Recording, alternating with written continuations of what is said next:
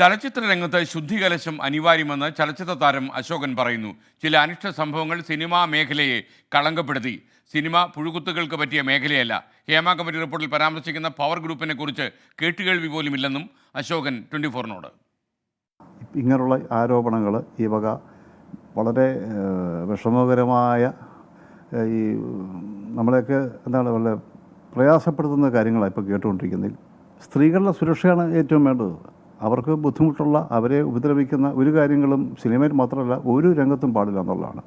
ഞാൻ 40-46 വർഷമായി സിനിമയിൽ വന്നിട്ട് അങ്ങനെ ഒരു പവർ ടീം ഉള്ളതായിട്ടൊന്നും എനിക്ക് ഇങ്ങനെ പറഞ്ഞുള്ള അറിവ് മാത്രമേ സോഷ്യൽ മീഡിയയിൽ കൂടിയും മറ്റ് ചില മാധ്യമങ്ങൾ കൂടി പറഞ്ഞ അറിവ് മാത്രമേ എനിക്ക് പവർ ടീം എന്നുള്ള ടീമിനെ കുറിച്ച് കേട്ടിട്ടുള്ളൂ. ഇങ്ങനെ ഈ നിർഭാഗ്യവശാലുള്ള ഈ സംഭവങ്ങൾ വാസ്തവത്തിൽ നമ്മുടെ ചലച്ചിത്ര മേഖലയ്ക്ക് ഒരു കളങ്കം തന്നെയാണ്, ഒരു സംശയമുണ്ട് അതിനകത്ത്. സിനിമയിൽ കളങ്കം ഉണ്ടായിരിക്കുകയാണ്, സിനിമയ്ക്ക് കളങ്കമാണ്. ചലച്ചിത്ര മേഖല എന്ന് പറഞ്ഞാൽ ഇതിനകത്ത് വർക്ക് ചെയ്യുന്ന എല്ലാവർക്കും ഒരു കളങ്കം ഉണ്ടായിരിക്കുകയാണ് വാസ്തവത്തിൽ.